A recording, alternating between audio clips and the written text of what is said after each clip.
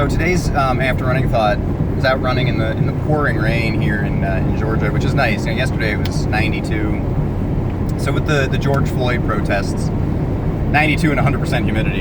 So today the rain feels really nice. A nice warm summer rain is actually really pleasant. There are people out in the water at the beach. So with the George Floyd, etc. protests, the Black Lives Matter protests, people have been going around tearing down Confederate statues. And in the fervor, they've been tearing down statues of people, of historical figures who have been historically, being historical figures, have been well regarded. Thomas Jefferson, George Washington. And people say, well, that's just absurd. How far are these maniacs going to go tearing down these things? And then other people say, well, they did own slaves and they did other things with those slaves. So the question of tearing down these statues, and people ask questions. They say, should we just never have any statues again? Is that what this is going to come down to? And the thing is, maybe, right? Be willing to be open to that idea. If you have a skyscraper that is built on a bad foundation, no matter how impressive that skyscraper is, no matter how beautiful and gleaming and how many wonderful applications it can be put to, if the foundation is bad, you have to fix the foundation.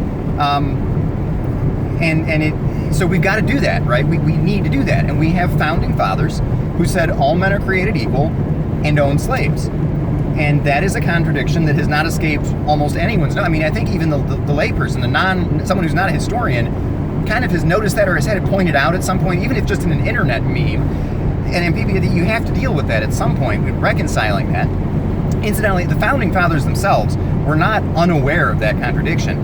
There's a lot of written material out there in which I think Thomas Jefferson in particular noted that, and he said, in so many words, he said, this isn't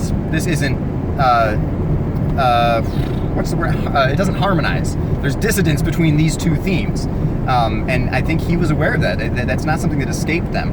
And there's a separate discussion there on the definition of hypocrisy. But anyway,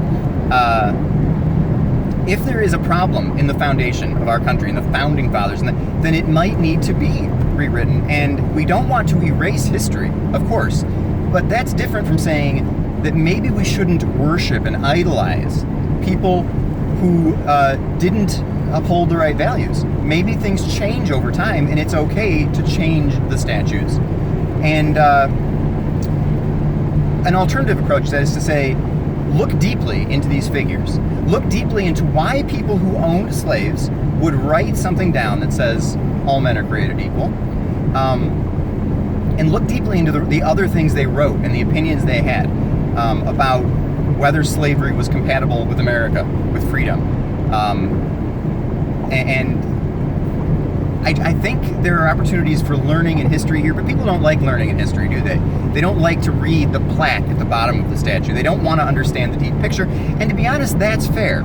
That's fair. If you see a big statue, it should not require a long interpretive plaque. The point of a statue is to be something that stands out, in my opinion. And this is kind of getting off on a tangent. But if that's the case, if you're not going to read the interpretive plaque, if you're not going to read the sign, if you're not going to know the history, and if you're not going to study the conflicts of interest that did go on in the founding of this nation, and the questions that were asked, and the fact that without accepting slavery, we wouldn't have had a country. You talk about the Civil War, we wouldn't have ever gotten that far. And I'm not saying that's good or bad. I'm saying that there were concessions made that were hard choices at the time, and that people knew were wrong, including the founding fathers. So it's not just as simple as, but if it were that simple, if you're just going to have a statue and you're going to say, well, we can't just tear down all the statues. Yeah, we can. We can. They're pieces of metal. We can tear them down. If we really aren't going, or don't have the discipline to know what's going on with these statues, to know who these people were. And I'm no historian, by the way. This is just the tip of the iceberg, what I know. If it's just going to be a statue and we say that was a great person, and we're not willing to say that about someone who owned slaves, then yes, the statues should come down. Washington, Jefferson, you name them. Things change. Time changes. Time progresses. And I would like to think that the founding fathers knew that. They understood that.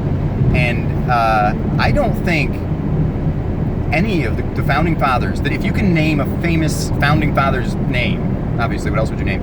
I don't think there was one of them who really felt that slavery was this great institution that was going to last forever. And again, I'm not a historian, but from what I've read and what I've heard, my understanding is that there was a general concept that there was a big conflict of interest there, and with slavery. America's not that old of a country, and that's a question that other countries were already well into answering when America came around.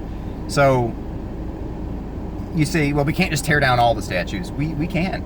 I'm not saying we should, but I'm saying if it's as simple as we like that guy, he's cool, he gets a statue. If it's going to be that simple, then we should find people who are just likable. I don't know, Robin Williams.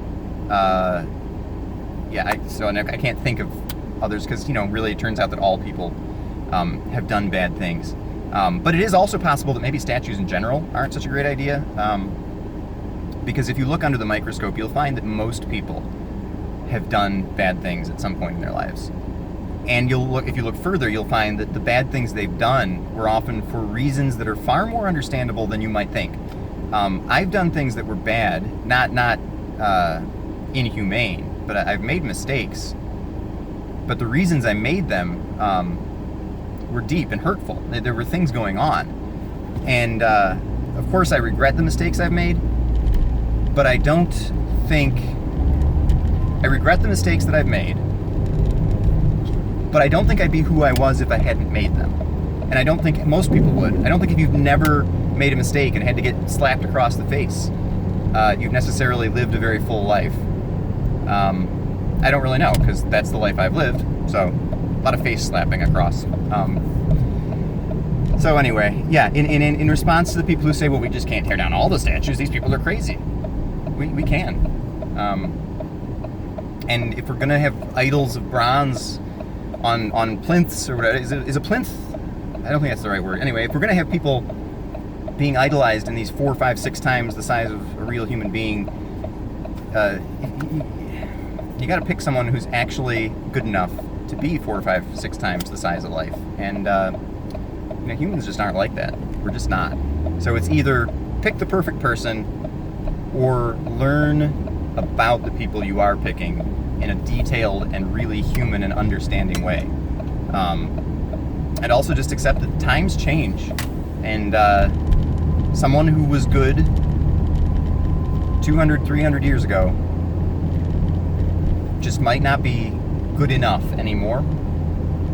I'm not sure if that's right. But I know that things change, and I know that it may not be acceptable in today's world to have statues of people who own slaves.